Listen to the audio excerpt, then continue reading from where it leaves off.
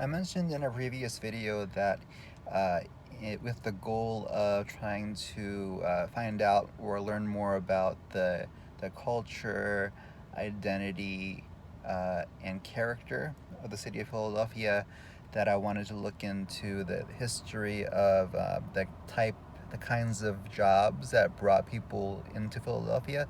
So when you think of what a city is basically sure, it's like the food offerings there, the things you can do there that's unique to compared to other places, but those are only possible because of the people who live and work there. So the city is essentially are the people who live and work within the city. So I wanted to learn more about who came to live in Philadelphia, and the biggest growth in Philadelphia's population occurred between about 1830 to about 1920, and the reason that happened is because of the strong growing manufacturing sector in Philadelphia. So I had read an article online and also a video of like a, I guess, academic presentation by University of Pennsylvania history professor Walter Licht. And in the video I watched, he had mentioned that that Philadelphia's manufacturing workforce was a very it required a very skilled workforce, and so much of the growth in that period in the United States happened through immigration. And what I was surprised to learn is that a lot of the growth, and a lot of the new immigrants that were employed in manufacturing, apparently many of them were British and German immigrants because uh, those immigrants they were skilled in the type of skills that the manufacturing companies and firms needed. So if you were a skilled worker, immigrant or not, you were more likely to find jobs within the Philadelphia manufacturing sector, because the special thing about Philadelphia is that it was not involved in like a single product, single industry, but Philadelphia was known for uh, a diversity in what was being manufactured, and also it was unique in that it was not about mass production, but rather manufacturing of niche specialty goods. So that required skilled workers. I had always thought that that most people of European descent in Philadelphia were Italian and Irish. So I mean, there is definitely significant Irish and Italian population, but I always forget uh, that there is a strong connection with German immigrants in Philadelphia, particularly with Philadelphia pretzels that came from Germany, and also the scrapple brought over by Pennsylvania Dutch or the Amish. So a lot of strong German influence in the culture of Philadelphia. And so I wondered if that it was the German and British immigrants who got a lot of the manufacturing jobs. I was wondering what the large numbers of Italian and Irish immigrants did. So I emailed Professor Walter Licht this question, and he told me, "Good question. You should read my book." So I actually did order the book, and I started reading it. It's very interesting. Very, like, I mean, it's a academic, so it's academic literature, but still interesting. And it was interesting to learn about uh, about particularly like who lived and worked those jobs, and how those areas are today. So Philadelphia, it covers a much larger area than just downtown. And historically, downtown um, isn't where most of the manufacturing took place.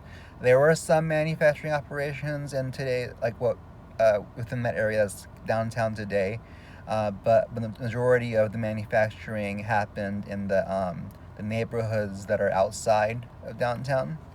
And much of those areas today are low income, uh, not a lot of jobs, and associated with higher levels of crime.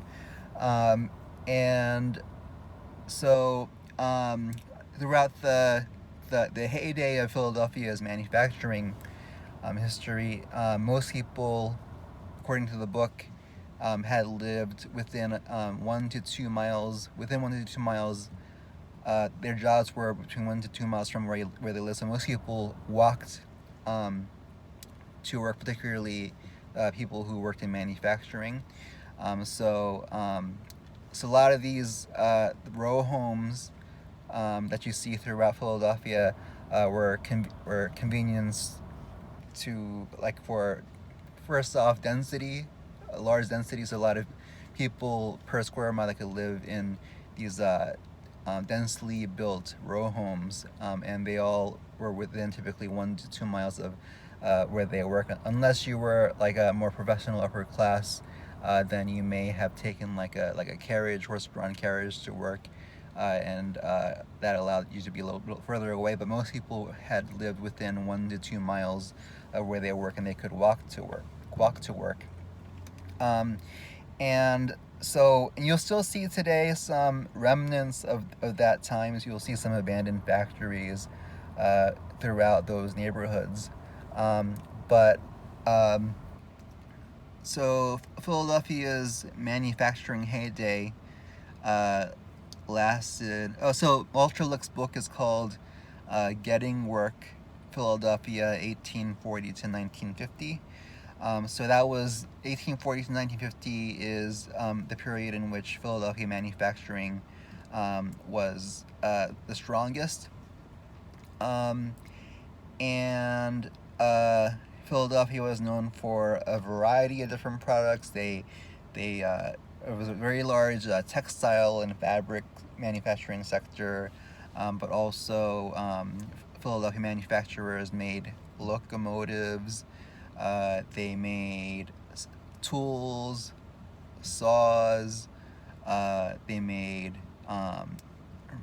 train rail cars. They made auto bodies. They made drugs, pharmaceuticals, uh, umbrellas, like almost anything you can think of was made in Philadelphia.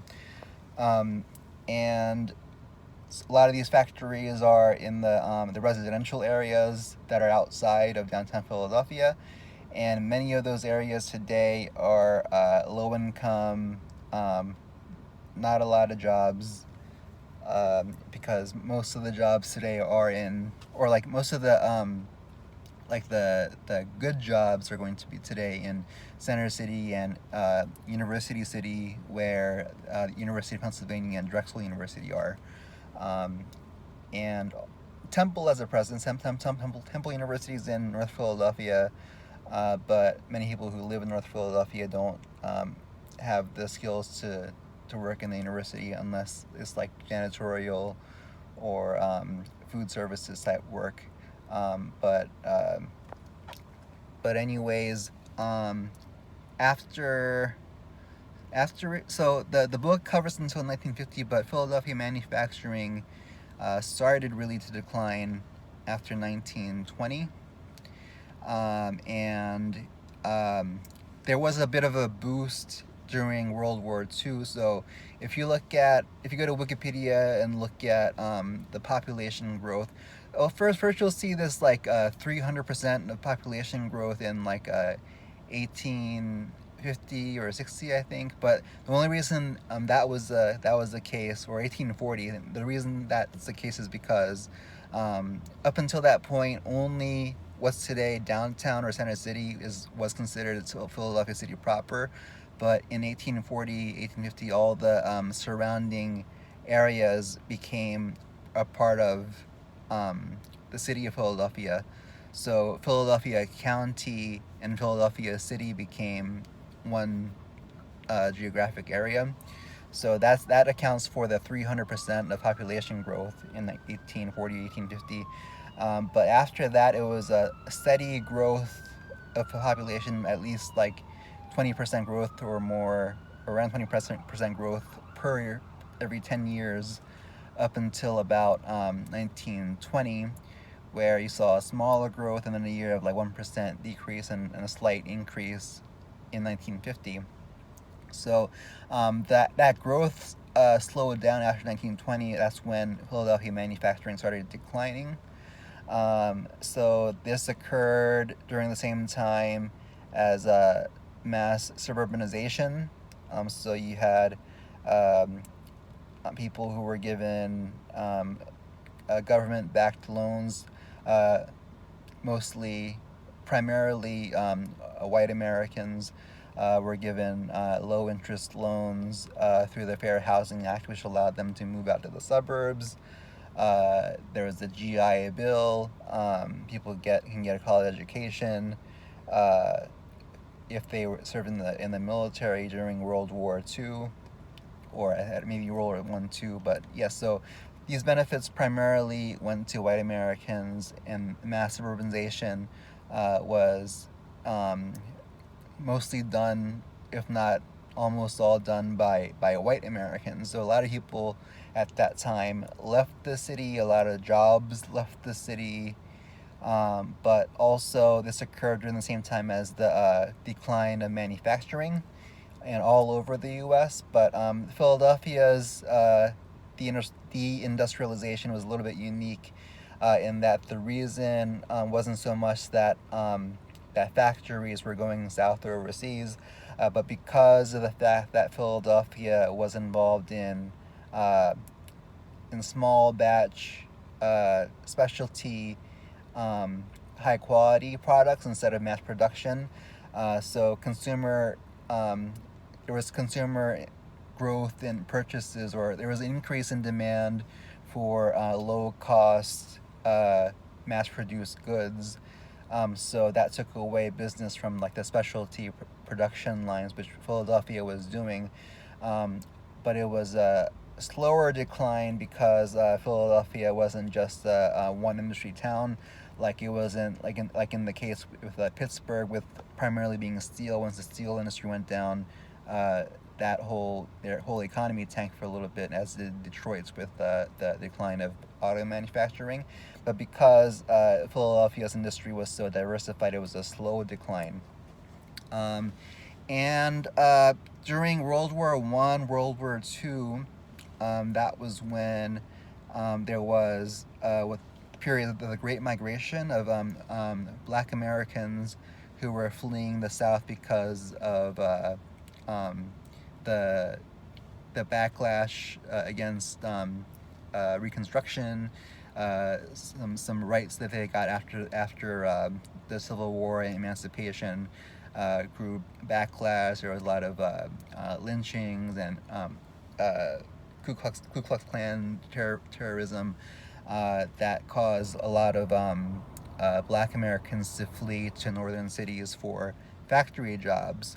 But so unfortunately, so I mean, they came during World War One, World War Two, because that caused a lot of the workforce to go overseas for the war.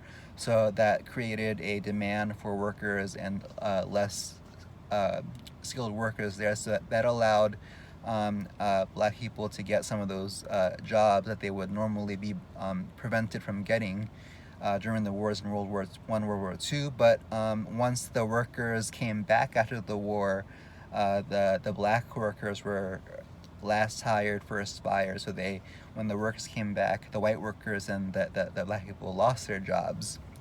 And like I said, the biggest population growth of Black Americans occurred during World War One, World War Two.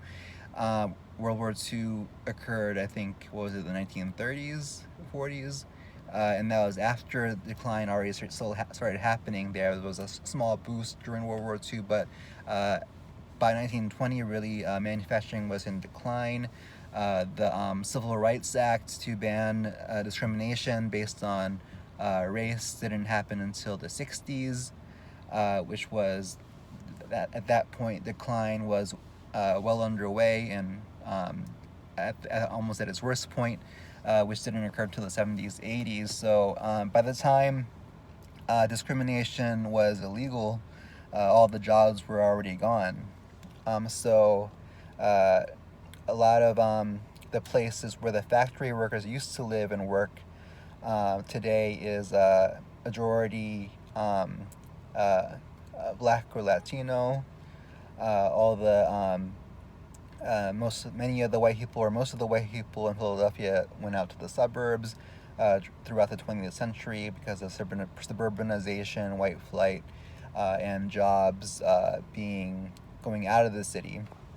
So, but since we've had an increase in the so the today's largest sectors is healthcare and education, with the hospitals and universities in Philadelphia, and also life sciences, biotechnology is also a growing sector. But these are very high skill jobs that people who grew up in the inner city with low property values and worse education weren't able to get. So a lot of these jobs aren't available for people who live in a lot of the areas that used to have the factories, and that's why those areas today, where the factory jobs and where the factory workers used to live, are the places that have the highest poverty and highest crime now. And Philadelphia today is the poorest large city in terms of it has the highest poverty rate among the largest cities and the lowest median income among largest cities. And today the city of Philadelphia is 40-some% African American.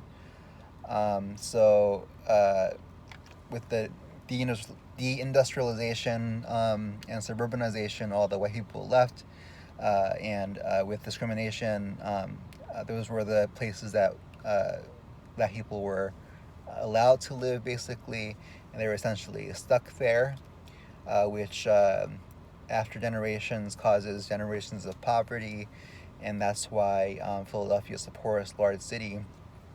And though Philadelphia's fortunes in terms of the economy reversed with the growth in healthcare jobs and healthcare education jobs, and also a significant professional job sector, but not as big as some other cities, but also a growing biotech, life sciences. But the people who were denied opportunity don't get to benefit from that growth. So that is a part of the history and culture of Philadelphia, and who people of Philadelphia are. And something interesting to think about is the counties that are so Philadelphia is both a city and a county, and then there are 4 suburban counties that surround it. It's Montgomery County, Bucks County, Delaware County, Chester County, and those 4 counties that surround Philadelphia are the 4 highest income counties in the state of Pennsylvania, where Philadelphia County is among the poorest. So it's no accident that those 4 surrounding suburban counties have the highest income, because they probably made much of their wealth from benefiting from having experienced the growth of Philadelphia during its manufacturing heyday, and also proximity to the city with the change in economy. So people benefited from Philadelphia, but not many people who were basically stuck in Philadelphia didn't get the benefit from those jobs. So a lot of rich history, rich cultural experiences, but there is this ugly side too. This also caused people to be resilient. Um, there are people um, who've been who was able to make the best of the situations, um, but a lot of people still have suffered due to uh, issues caused throughout history within the city. I think it helped create a very resilient and tough population in the city of Philadelphia. And I think that's a strong part of the identity and culture of Philadelphia.